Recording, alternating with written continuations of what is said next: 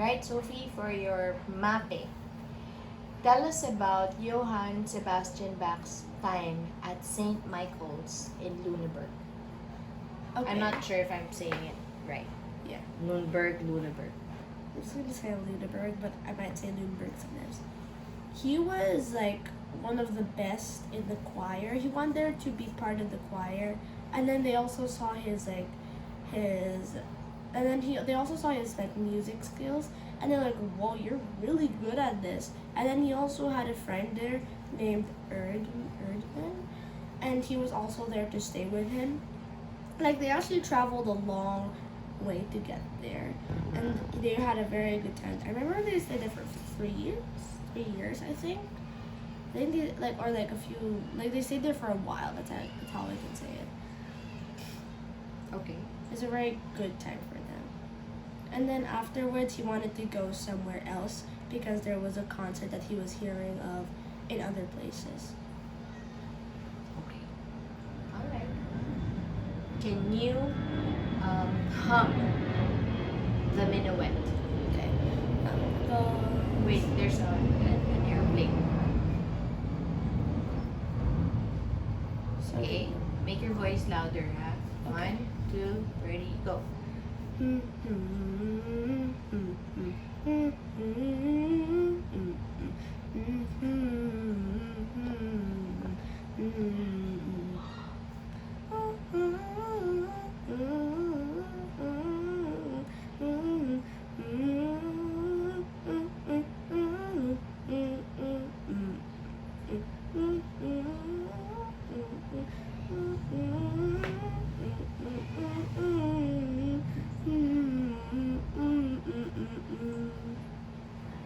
Okay.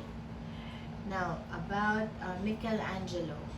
Tell us about Michelangelo's painting of the prophet Zechariah in the Sistine Chapel. About the prophet Zechariah, he was the painting of him was near the entrance of the Sistine Chapel, and he was dressed in red, orange, and green. The orange part was up here, the green part was down here. He was facing to his left, which is our right, and he was reading a book.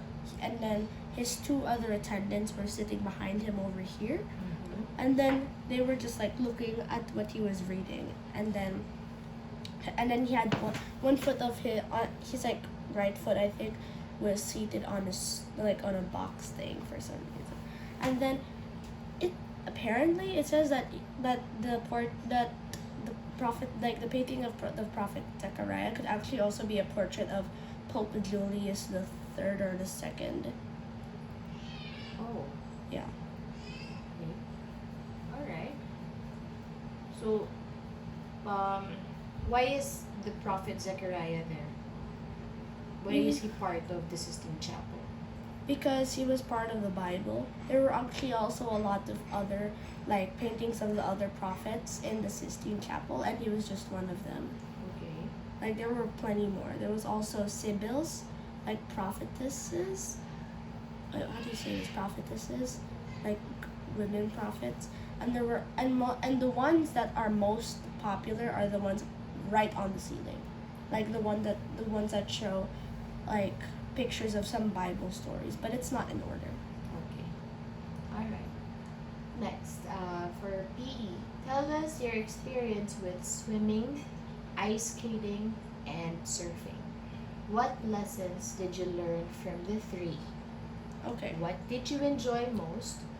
Which is the easiest and most difficult for you? First, the one I like most,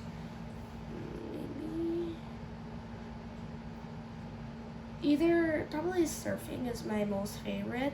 That's really how much I love it.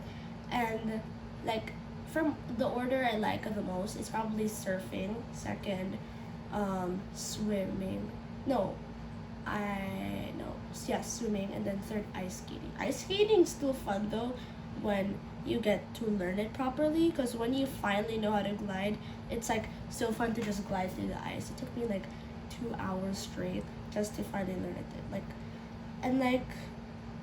the ice skating is probably the hardest for me. Swimming is like in the middle. Surfing was the easiest for me. Really? Yeah. Okay. And What has it taught you? Each sport. each sport.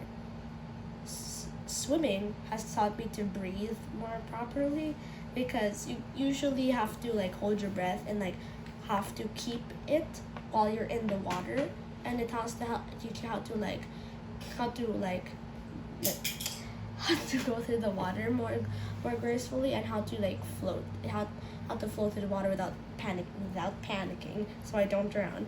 And for surfing, it has actually taught me to balance better. Like when the day after I went surfing, or like the time that we went back to jiu-jitsu after surfing, my balance actually became way better.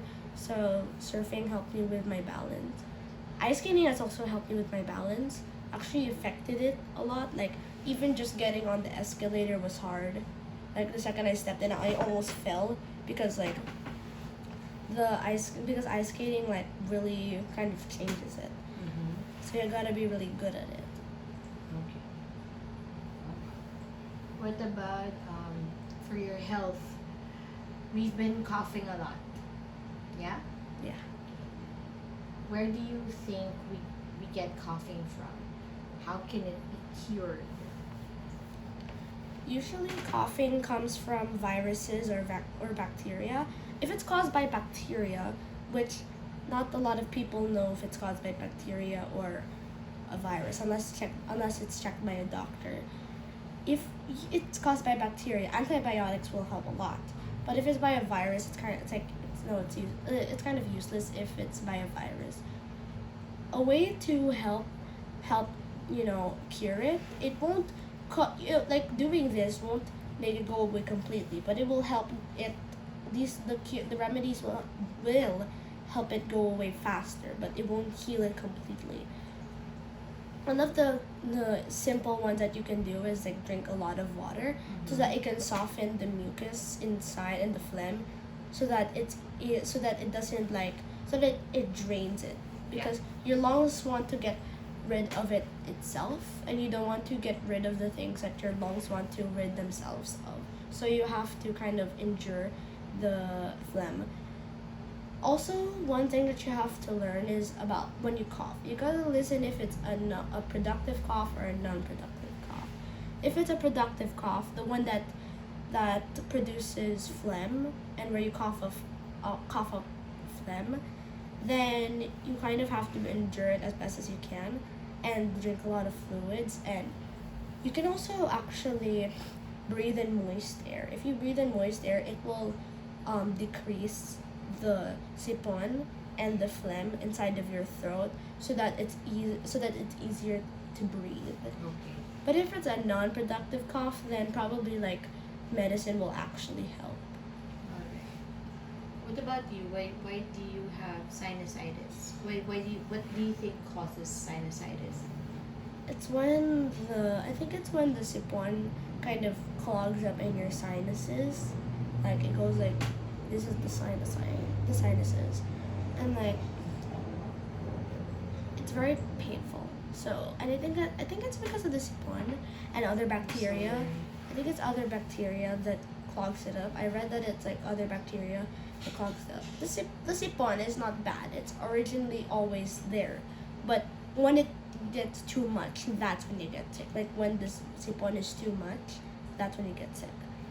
And then I have way too much of it in my sinuses, especially here. So I got a lot of headaches. It feels like sometimes it hurts so much it feels like a tumor.